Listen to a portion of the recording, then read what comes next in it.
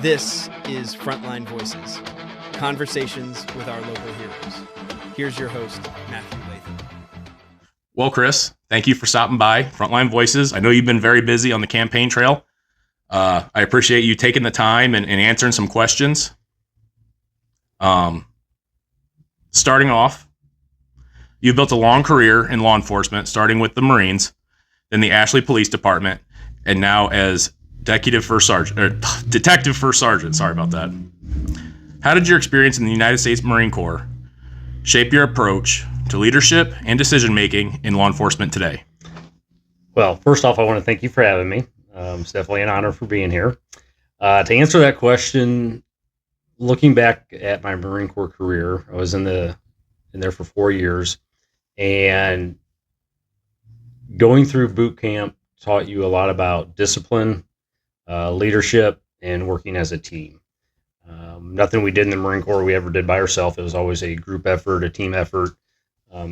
Getting through boot camp is a huge mental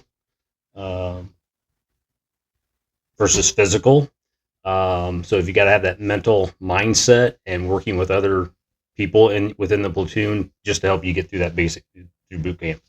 And then through the rest of the Marine Corps, we always worked on team development, leadership skills, working as a team, leading by example, and just having the forewithal to see the big picture and deal with a lot of difficult, stressful situations, and then falling back on your training and then your other teammates to get through that adversity, whatever it was. So coming into law enforcement, I brought a lot of that with me, and I use a lot of that with the Special Response Tactical Team, which I'm in charge of. I always believe in leading by example. I believe that everything I learned in the Marine Corps was very easily carried over into law enforcement. Working in that team approach, you can't solve every case by yourself. You have to have a team effort. Just like the Detective Bureau, I have other people that help me. There's no way I could solve some of those complex cases that I've worked by myself. It just wouldn't work that way.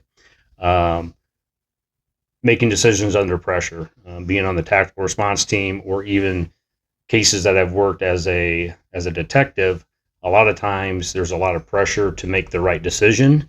And as long as you make a decision, like I tell the guys on the tactical team, whether it's a right or wrong decision, just make a decision. You just can't stand there and not do anything. You have to do something. So the Marine Corps also taught me that you have to do something, whether it's the right decision or the wrong decision. Make a decision, stick with it, and then own up to that decision. If it's a bad decision, hold yourself accountable for it, learn from your mistakes, and move on. So I've carried everything I've learned in the Marine Corps over into the law enforcement side. It sounds like teamwork and collaboration has kind of been the core of your professionalism since the beginning. Yes. As the head of the Detective Bureau, you've handled serious and complex cases. What experiences in that role have prepared you the most for becoming sheriff?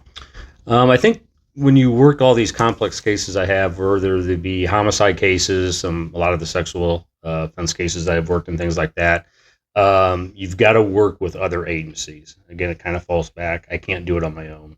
So whether I'm working with the state police, another county, another local jurisdiction, or something like that, you got to be able to work together, build those relationships, and then collaborate together. It's the same approach that I would take into being a sheriff. I can't do it by myself as a sheriff. I got to rely on the people that work with me. I got to make sure I surround myself with good people, and I got to build those relationships up with other agencies in the area, whether it be the state police, other sheriff's offices, local agencies within the Steuben County, not necessarily law enforcement, but also with the fire departments, EMS, emergency management. We got to work as a team. So everything I've learned as a detective, building those relationships, it just carries right on over to the sheriff's office. The sheriff's position is that way then. So, Along with your very busy schedule, you've also served as an adjunct professor at Trine University since 2017. How has teaching influenced the way that you lead and mentor officers? So teaching at Trine, I've learned over the years, not everybody learns the same. Doing it almost 20 years now, I can tell you that when I first started in 2017, in the early days, my teaching approach has definitely shifted and changed because as the generations change, they learn differently. A lot of people like to learn hands-on. Some people can just read it and understand it and comprehend it that way. So I've got to figure out for my students aspect of it, which way do they learn better, and make sure I'm tailoring the classes I teach for each individual student within there, but I still have to teach them as a group.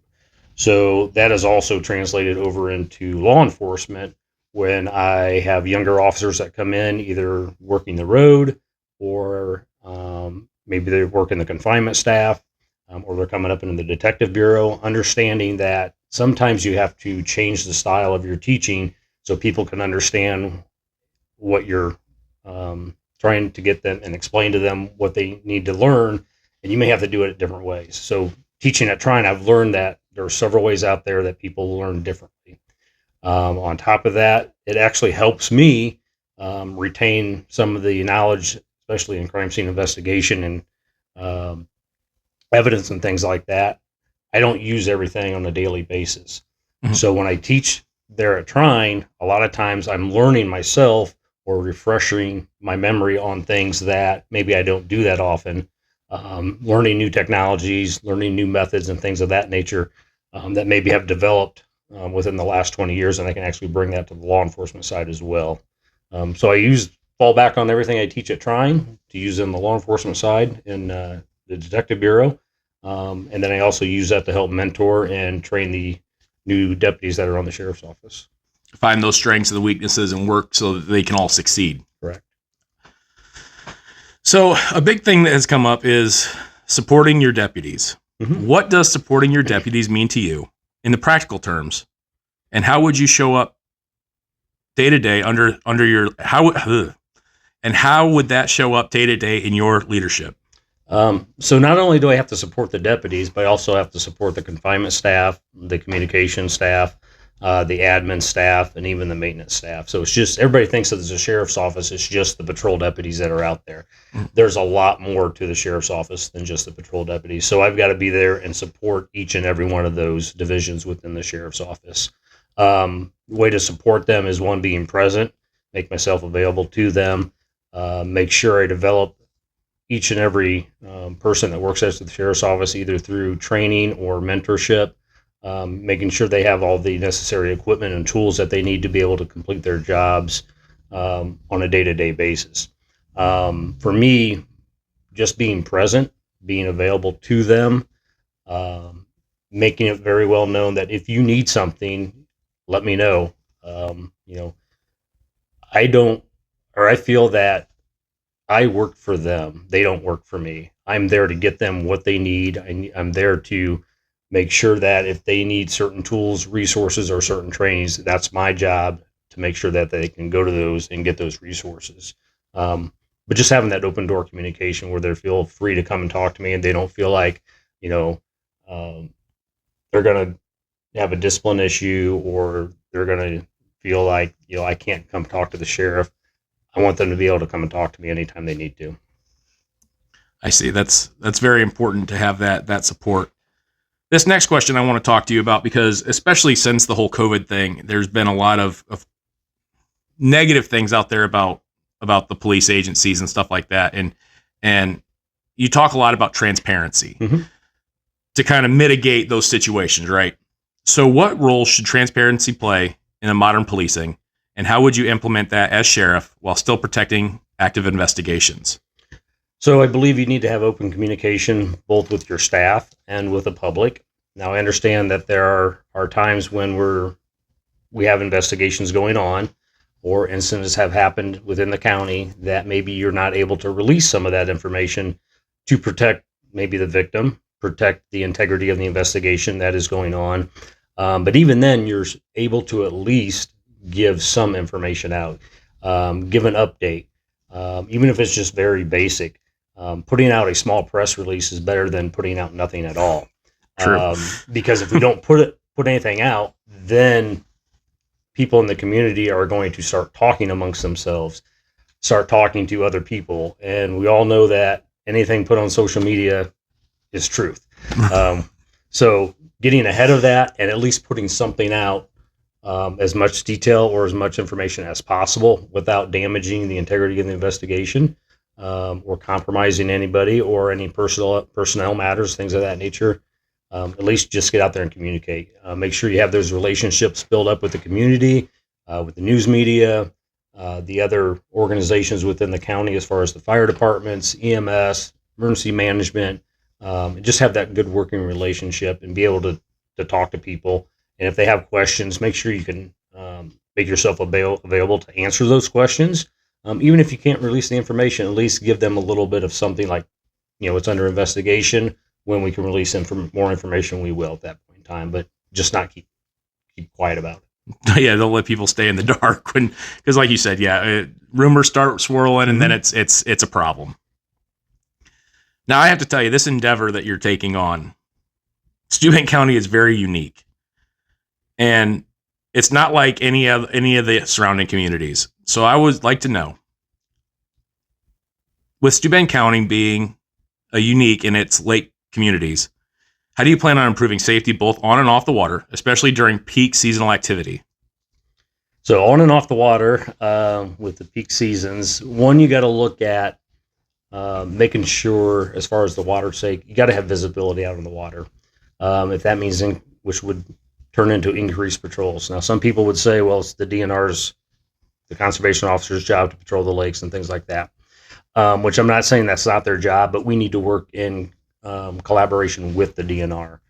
The DNR can't cover every lake. Sheriff's office can't cover every lake.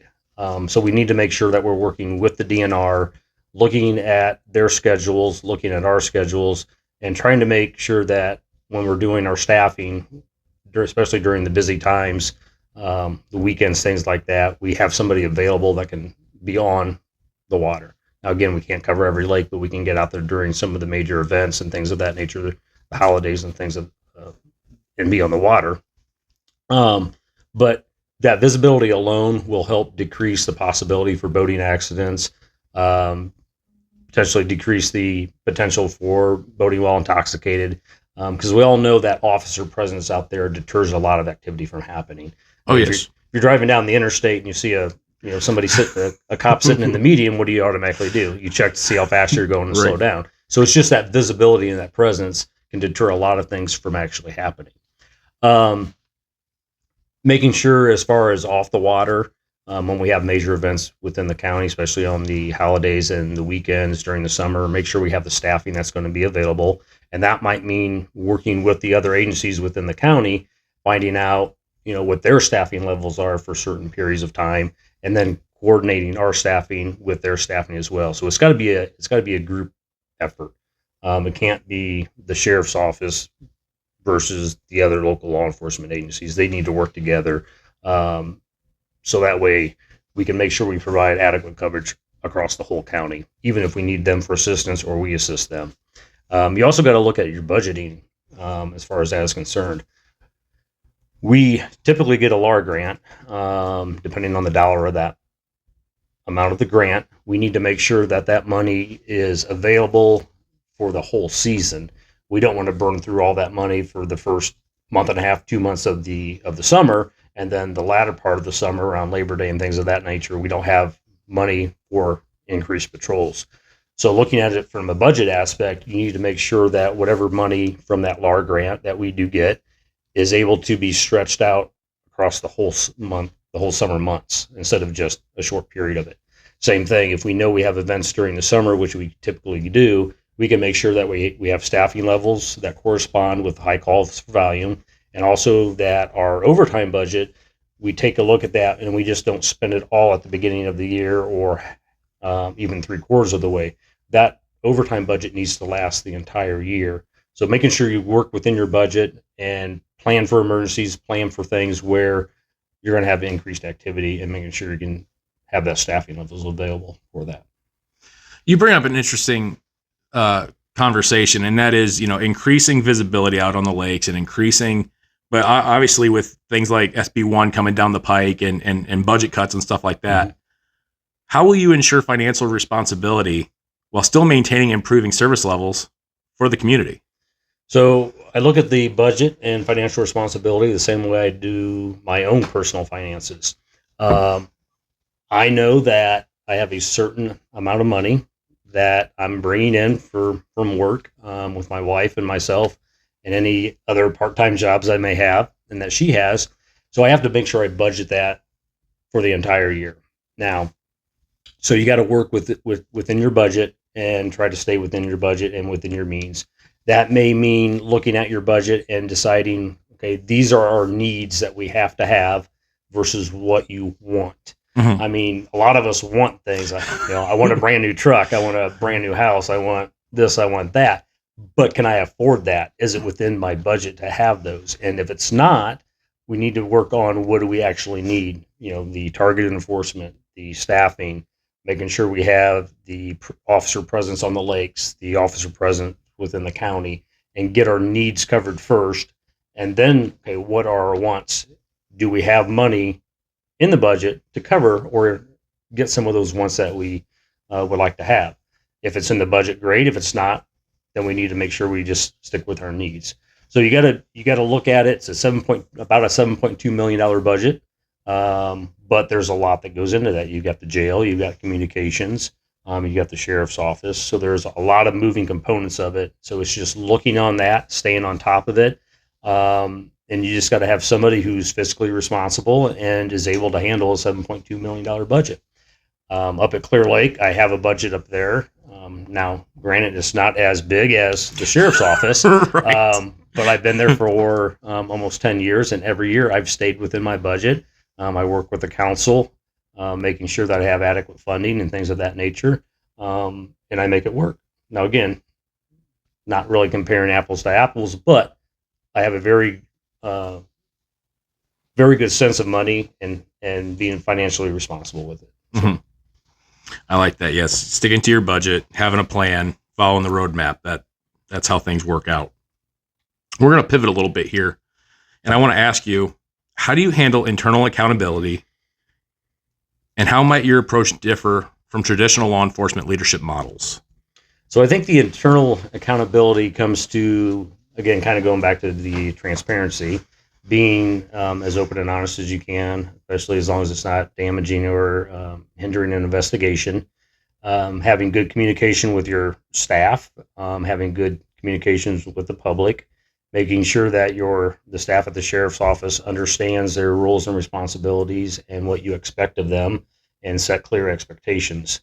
Make sure they remain professional and not have them guessing at what you mean by a certain policy or thing of that nature. The policy should be or there as a guide for people, and if they have a question about it, they should be able to come to the sheriff or their supervisor and ask that specific question for any clarification.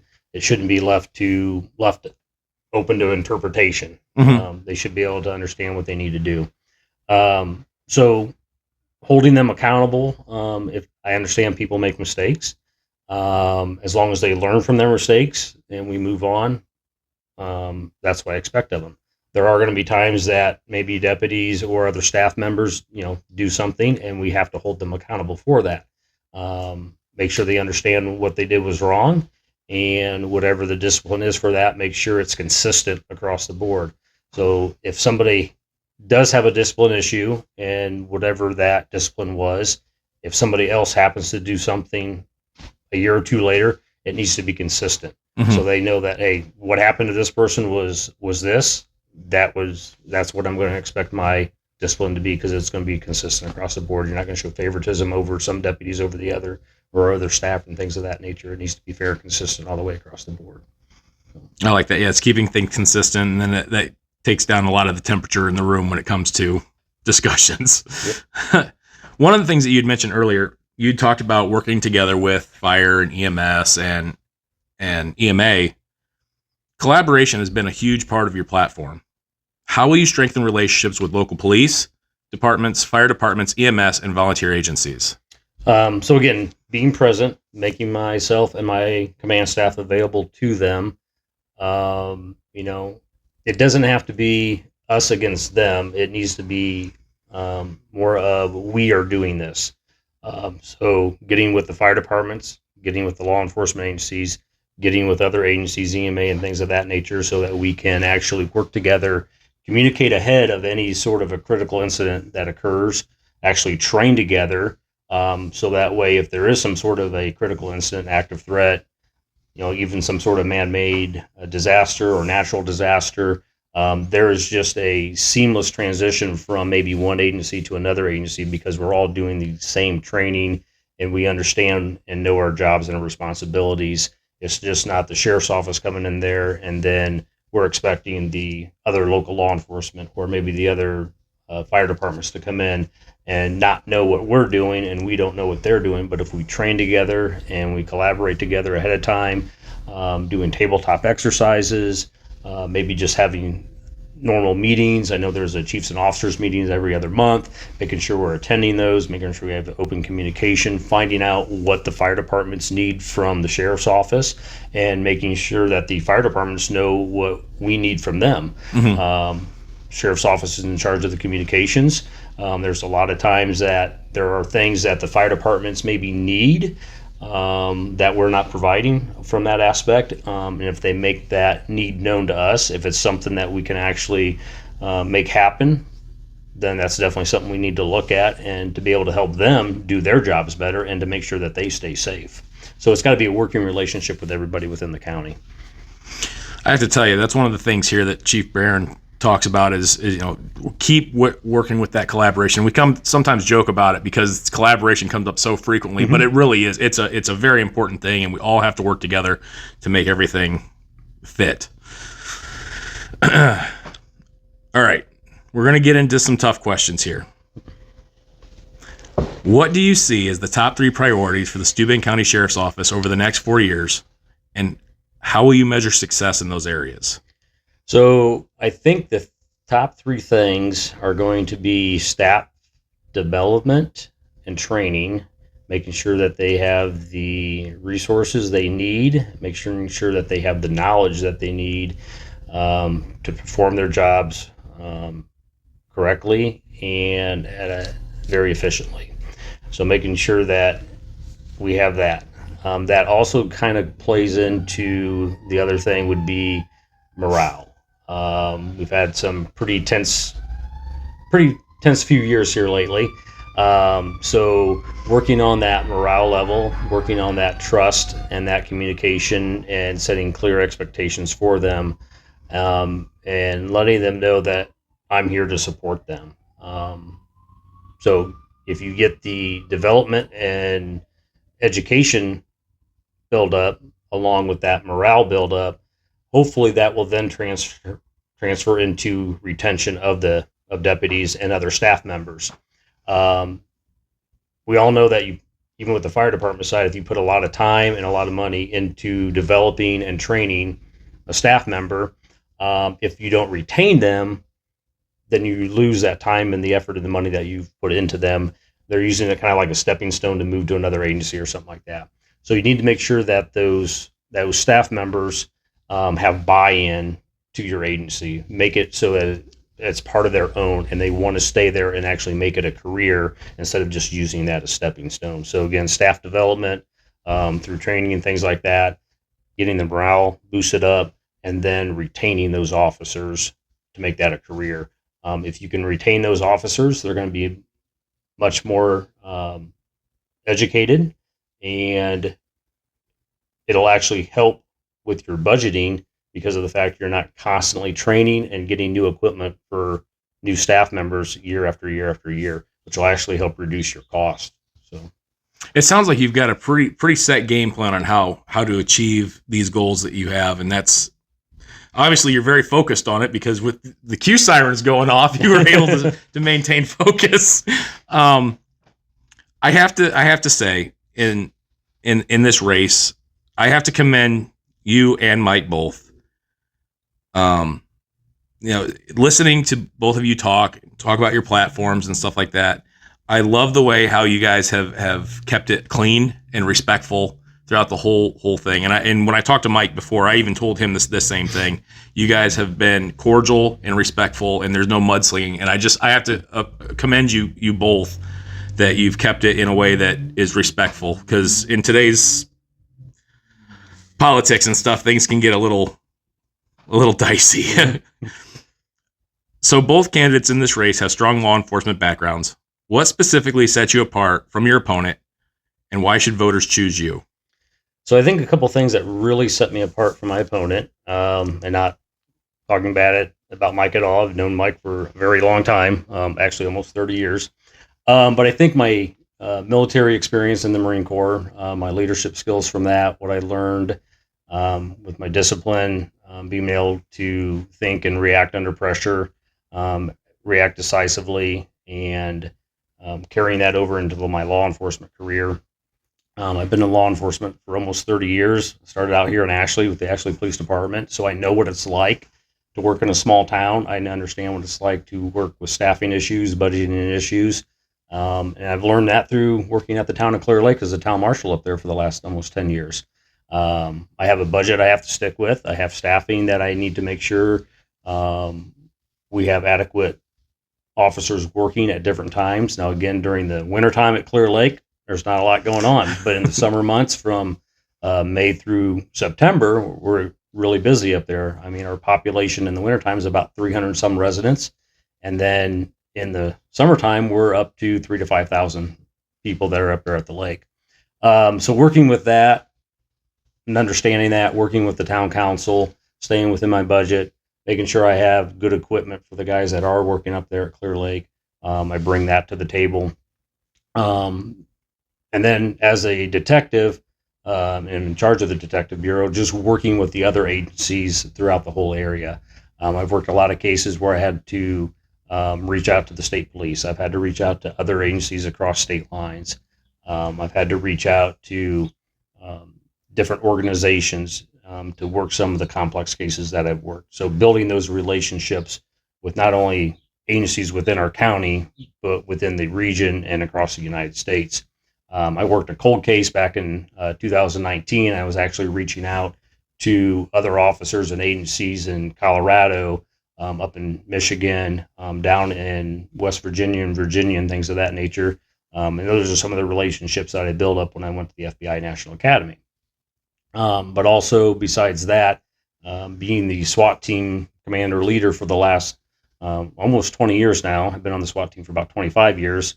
But just being able to think under pressure and making those decisions that I know could be life threatening.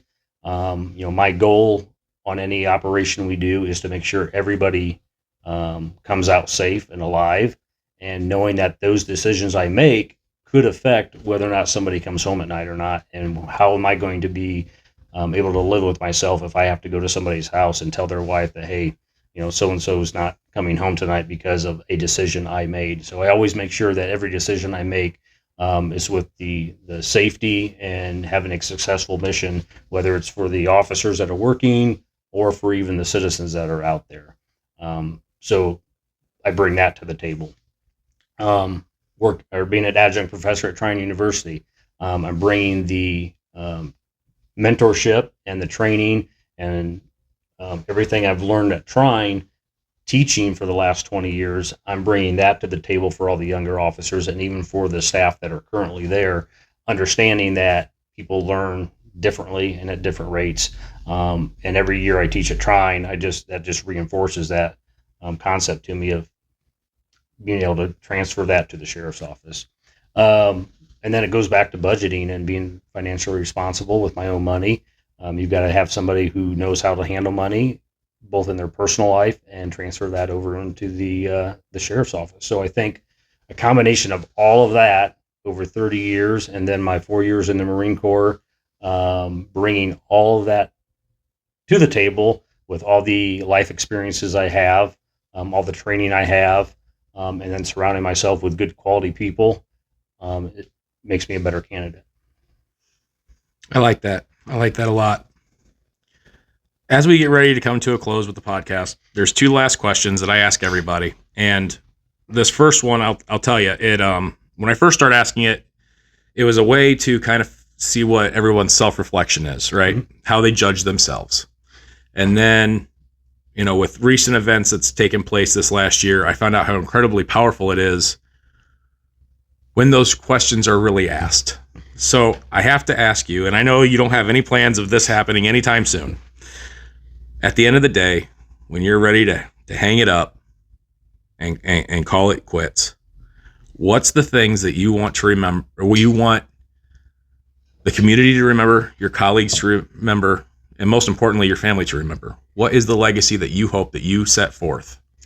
Looking back on that, I would like to think that they know that everything I did was for the betterment of them or the community, that I wasn't doing it for myself, and that I actually cared and was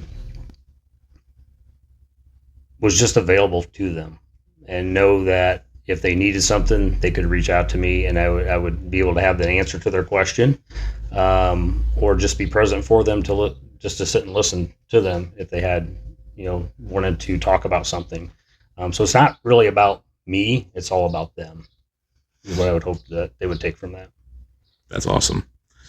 And finally, the pressure's off, but I like to ask, if you could recommend anybody for this podcast, who would it be and why?